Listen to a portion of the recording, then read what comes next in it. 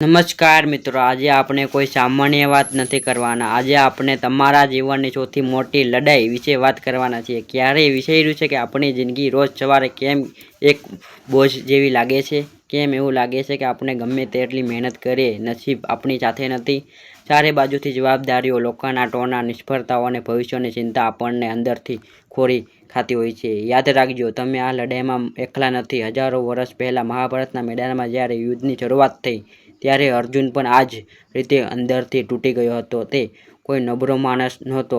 તે આજે જમાનાનો સૌથી મોટો યોદ્ધો હતો. છતાં પણ તેમના હાથ ધ્રુજવા લાગ્યા. તેનું ધનુષ હાથમાંથી ચડી પડ્યું અને તે રથની પાછળ બેસીને રડવા લાગ્યો. તેને શ્રી કૃષ્ણએ કહ્યું, હે કૃષ્ણ, મારી હિંમત નથી. આ બધું જોઈને મારું માથું ફરી રહ્યું છે. હું આ યુદ્ધ નહીં લડી શકું. આજે તમારી અને મારી સ્થિતિ પણ એ જ અર્જુન જેવી જ છે. તમે પણ તમારી અંદર એક એવું યુદ્ધ લડી રહ્યા છો જે દુનિયાથી દેખાતું નથી. કોઈની પરીક્ષામાં નપાસ થવાનો ડર છે, કોઈને કરિયરની ચિંતા છે, તો કોઈકને ગરીબી અને પારિવારિક જવાબદારીઓ હેરાન કરી રહી છે. પણ યાદ રાખજો, જ્યારે અર્જુન હિંમત હારી ગયો ત્યારે કૃષ્ણએ તેને ભંપાયો નહોતો. કૃષ્ણએ તેને લલકાર્યો નહોતો. કૃષ્ણએ કહ્યું હતું કે હે અર્જુન, આ કાયરતા, આ નમ્રતા તારા મનમાં ક્યાંથી આવી? આ તને શોભ નથી આપતી. ઊભો થા અને તારી લડાઈ લડા. આજે શ્રી કૃષ્ણનો આ જ અવાજ તમારા મનને જગાડવા માટે આવ્યો છે. તમે હારવા માટે નથી જન્મ્યા. તમારી અંદર પણ એક વિજેતા છુપાયેલો છે. આજે આ વિડીયોમાં આપણે કૃષ્ણ એવા વિચાર જાણીશું જે સાંભળ્યા પછી તમારી અંદર હિંમતનું એક નવું તોફાન આવશે. આજના યુવાનોની સૌથી મોટી નબળાઈ શું છે ખબર છે? અપેક્ષા અને મોહ. આપણે કોઈ વ્યક્તિને એટલો બધો પ્રેમ કરવા લાગીએ છીએ કે કોઈ વસ્તુ સાથે એટલા જોડાઈ જઈએ છીએ કે આપણી ખુશીની ચાવી આપણે એમના હાથમાં આપી દઈએ છીએ. અને જ્યારે એ વ્યક્તિ બદલાય છે, જ્યારે એ સંબંધ તૂટે છે, દગો મળે છે, ત્યારે આપણી આખી દુનિયા બરબાદ થઈ જાય છે. શ્રી કૃષ્ણ ભગવદ્ ગીતામાં બહુ મોટી વાત કહે છે કે જ્યારે તમે કોઈ વસ્તુ કે વ્યક્તિ વિશે સતત વિચારો છો, ત્યારે તેની સાથે મોહ થઈ જાય છે. મોહમાંથી ઈચ્છા જાગે છે. અને જ્યારે ઈચ્છા પૂરી નથી થતી, ત્યારે ગુસ્સો અને નફરત જન્મે છે. પછી માણસ પોતાનું સાચું ખોટું વિચારવાની બુદ્ધિ ગુમાવી બેસે છે. એ જ પોતાનું જ નુકસાન કરે છે.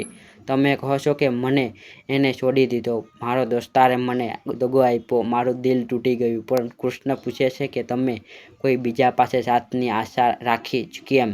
આ સંસારનો નિયમ જ બદલાવ છે. જે આજે તમારી પાછળ ફરે છે તે કાલે ઓળખવાની પણ ના પાડી દે છે.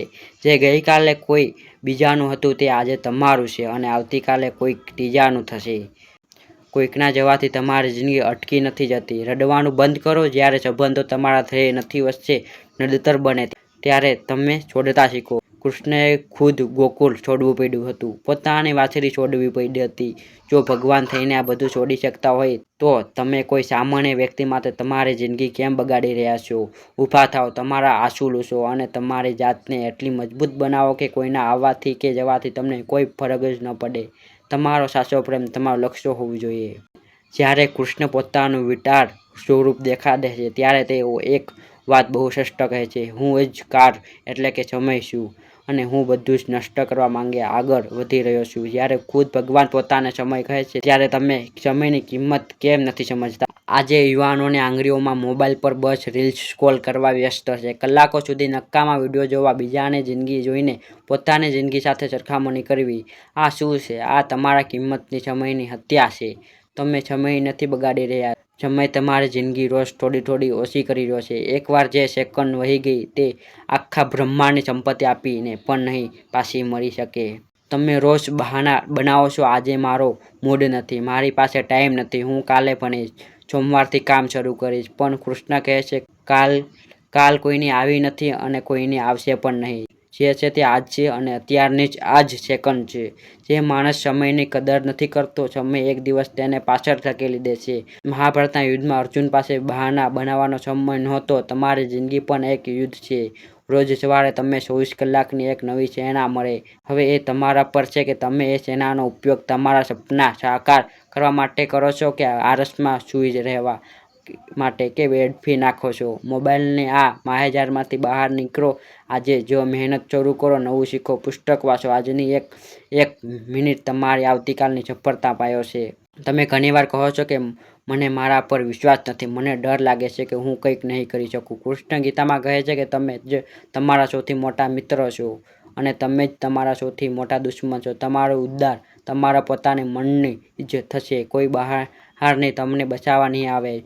જ્યારે તમે મનને સ્વીકારી લો છો મારાથી આ કામ ન થાય, ત્યારે તમે ખુદ તમારા પોતાના દુશ્મન બની જાઓ છો. ડર જેવી કોઈ વસ્તુ દુનિયામાં બહાર નથી હોતી, એ માત્ર એક તમારા નબળા મનનો એક વિચાર છે.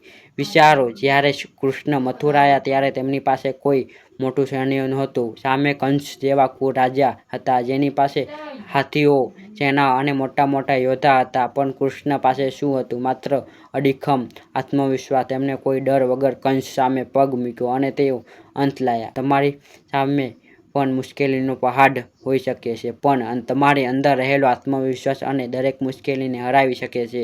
લોકો તમારા વિશે શું બોલે છે, લોકો તમારા પર હસે છે, તેનાથી તમને કોઈ ફરક ન પડવો જોઈએ. લોકોનું કામ જ બોલવું છે. જ્યારે તમે સફળ થશો ત્યારે આ જ લોકો તમારી પાછળ લાઈન લગાવશે. દુનિયાના નકામા અવાજો માટે તમારા કાન બંધ કરી દો અને તમારી અંદર રહેલા કૃષ્ણના અવાજ સાંભળો. તમે કમજોર નથી, મહેનત કરો અને નકારાત્મક કહો કે હું કૃષ્ણ ભગત છું, ક્યારે હાર માનીશ નહીં. જ્યારે તમે ચોપડી ખોલીને બેસો છો ત્યારે મગજમાં શું ચાલે છે? જો પરીક્ષામાં ફેલ થઈશ તો શું થશે? જો ધાર્યા માર્ક્સ નહીં આવે તો પપ્પા શું કહેશે? બિઝનેસ શરૂ કરું છું ત્યારે મગજમાં વિચાર આવે છે કે જો નુકસાન થશે તો હું બરબાદ થઈ જાય. આને જ કૃષ્ણ પરિણામનો મોહ કહે છે. ગીતાનું સૌથી મોટું જ્ઞાન એ જ છે કે પરિણામ પર તમારો કોઈ જ કંટ્રોલ નથી. તો પછી એનો વિચાર કરીને તમારી આજની શક્તિઓ કેમ વેડફી નાખો છો? તમારા કંટ્રોલ માત્ર તમારી મહેનત પર છે. જ્યારે તમે સતત રિઝલ્ટનો વિચાર કરો છો ત્યારે તમે ડરના ગુલામ બની જાઓ છો અને ડરેલા માણસ ક્યારેય પોતાનું બેસ્ટ કામ કરી શકતા નથી. જો અર્જુન તીર ચલાવતી વખતે એવું વિચારવા બેઠો હોત તો જો મારું તીર નિશાન ચૂકી જશે તો હું શું કરીશ? તો શું તે ક્યારેય એકાગ્રતાથી લડી શકત? તો તેનું ધ્યાન માત્ર એને માત્ર તેના લક્ષ્ય પર હતું. મહેનત એવી કરો કે ખુદ ઈશ્વર પણ તમને પરિણામ આપવું જ પડે. નસીબના નામે રડવાનું બંધ કરો. નસીબ કોઈ આકાશમાંથી નથી પડતું, એ તમારી રોજની નાની નાની મહેનતમાંથી બને છે. જો તમે આજે હાર જ કરશો તો કાલે અફસોસ કરવા તૈયાર રહેજો. જિંદગી કોઈ લોટરી નથી, આ એક તપસ્યા છે. જો રોજ થોડું ભણો, રોજ નવી સ્કિલ શીખો, રોજ પોતાની જાતને ગઈકાલ કરતાં બહેતર બનાવો. ચાલવાનું કામ તમારું છે, રસ્તો દેખાડવાનું કામ કૃષ્ણનું છે. જ્યારે જિંદગીમાં મોટી તકલીફો આવે છે, ધંધો ડૂબે કે કોઈ આપણને અધવચ્ચે મૂકીને જતું રહે, હે ભગવાન મારી સાથે જ આવું કેમ? મેં કોઈનું શું બગાડ્યું હતું? જરા ભગવાન શ્રીકૃષ્ણના જીવન તરફ જુઓ. જે માણસ આખા સંસારની રચના કરી એમના પોતાના જીવનમાં કેટલું સુખ હતું.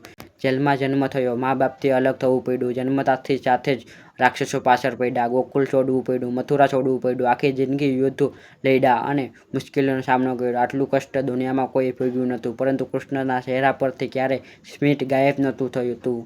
કૃષ્ણ આપણને શીખવે છે કે મુશ્કેલી એ જિંદગીનો અંત નથી, એ તો ઈશ્વરની ગુપ્ત ટ્રેનિંગ છે. તકલીફો તમને તોડવા માટે નથી આવતી, એ તમારી અંદર છુપાયેલી અસલી તાકાતને બહાર લાવવા માટે આવે છે.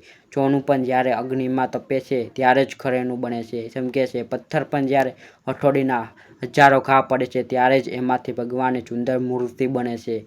જો તમે આ ઘા સહન કરવા તૈયાર નથી તો તમે ક્યારેય સફળતા મેળવવાનો લાયક નહીં બનો. મુશ્કેલીઓનો ડરો નહીં અને તેના સામનો કરો. જિંદગીમાં ગમે તેટલી તકલીફો આવે, તમારા ડગલા અટકવા ન જોઈએ. વિડીયોના આ છેલ્લા ભાગમાં હું તમને ગીતાનું એક પરમ સત્ય કહેવા માંગુ છું. તમારા મનને પરમ શાંતિ આપશે. આપણે આખી જિંદગી દોડતા રહીએ છીએ, પૈસા પાછળ, નામ પાછળ, સફળતા પાછળ, પણ અંતે આપણને શું જોઈએ છે? માનસિક શાંતિ. અને શાંતિ ક્યાં મળશે? કૃષ્ણના ગીતામાં અંતમાં અર્જુન કહે છે કે હે અર્જુન, તારા બધા જ ડર, બધી જ ચિંતાઓ અને બધા જ નકારાત્મક વિચારો છોડીને તું બસ મારા શરણે આવી જા.